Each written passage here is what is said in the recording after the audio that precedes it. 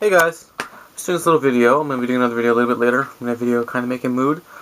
In this video I want to talk about something that I came across in sort of like a response to apparently not like a problem, but a little thing that a few people were talking about. I saw Ballerina Boy 1 did a video talking about how he has a hard time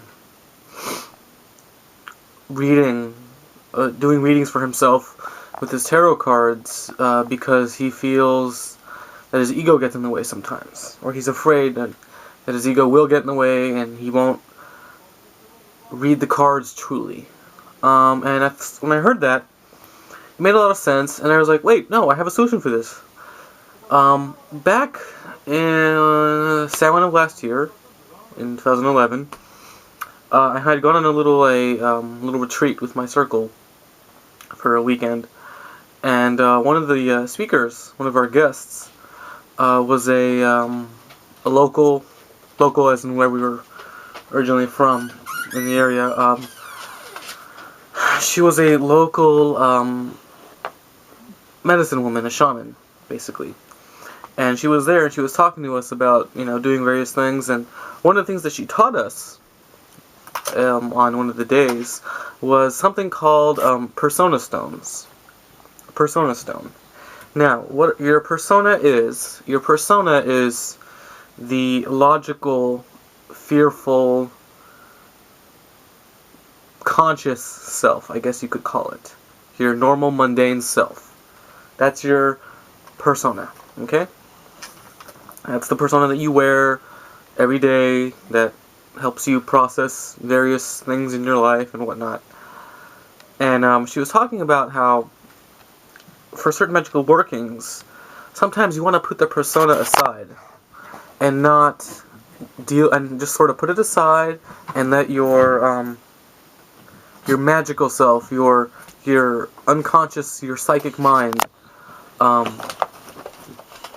take over and allow you to work without fear and without doubt, basically. Now, a very simple technique she taught us for dealing with this, to sort of switch on and off, so to speak, is to have a persona stone.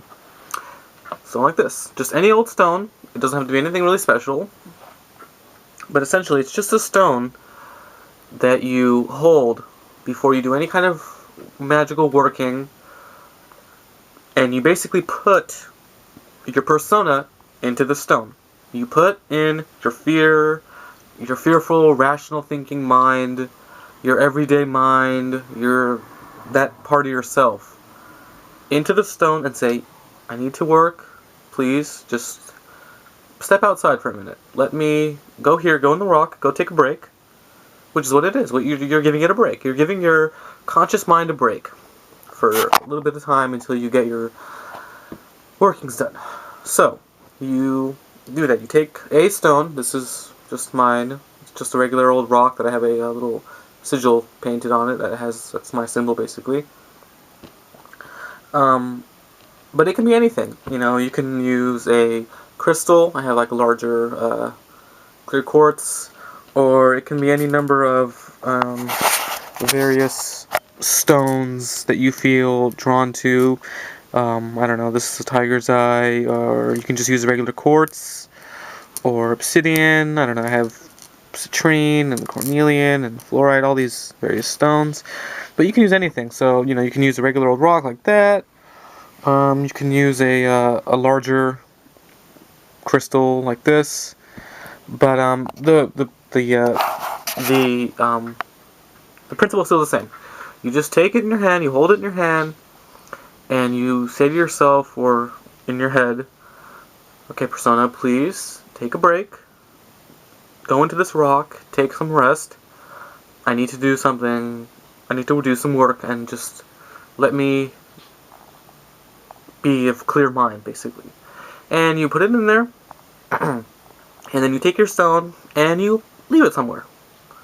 You can leave it on a windowsill, on your altar, somewhere. Just away. So that it's not near you, it's not anywhere that's gonna be sort of distracting you, basically. So you put it aside, and you do your magical workings, and then after you're done, when you want to bring yourself back and have that, your conscious mind, just take your stone, hold it for a second, and call it back again. You know, anything along the lines of, I guess, okay, you know, thank you, I hope you enjoyed your rest, it's time for you to come back now. And it will come back, and you'll be back to your regular, fearful, logical self. But it'll work really well, especially for somebody like you or anybody else that does tarot readings or rune divination or pendulum work or anything like that, where you want to be out of your normal mindset and be just completely uninhibited, so to speak, and just be raw and just let the energies flow and work the way they're supposed to, so that you don't have any doubts or questions or concerns, and because that'll screw up your magic, basically. So it's good to do something like this, and it works really well. I've been doing it for a while. I remember when I first did it, and it was kind of sneaky of her. When she told us, she didn't actually tell us how to put it back, and I think it's just because she just assumed we all knew what to do with it. And so when everybody had done it, a few of my friends and stuff, when we were there, after we got back, we realized, we're like, oh my god, we didn't put our persona back. And I'm like, oh, it's been really weird. I've been having a really interesting day. Like, it's been really cool. Like, I don't think about anything, just sort of go with the flow. And it was really cool, and we were kind of like, oh, this is really awesome. But of course, we needed our rational, doubtful, fearful minds back to help us in the regular world, so to speak. So we figured out and got it all back, so we're good now. But yeah, it can be any stone. My dog is in the room. But, my shaman friend, she has a collection of various stones and rocks that she's just, you know, drawn to, and you see out on the beach or around when you're walking in the forest, maybe, or something. And you happen to come across a stone that you particularly like, pick it up. You know, ask if you can take it, and if it wants to come with you, and take it with you, and keep it with you, and then maybe you can use it for that. She has a whole, like I said, she has a whole collection of it, so sometimes, because she does do various classes and things at her house, and so she has them available for people to use if they don't already have one. So it's a really great experience, it's a really great technique to learn, to incorporate into your practice, because it really does work. And it makes for, I believe, a much better magical experience. Magical working. Because when we did it during our working, oh my goddess, it was amazing. Like, wow. You know, if you think you're powerful and amazing right now, try this and see how much better and see how much more intense your magic becomes. You know, it's really cool. So, I strongly urge anybody to try this.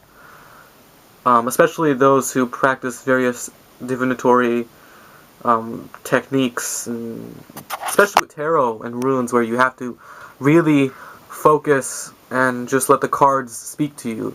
This is a really good technique to put yourself aside and let your spiritual self have the divine energy flow and interpret without any interference from your persona, basically. So, yeah, let me know if you guys try this out. I'd love to see video responses. Why don't we do that? Let's do that. Anyway, do a video response when you figure this out, and show me your persona stone. I want to see it. Alright? So, that's it. Alright, guys. Blessed be.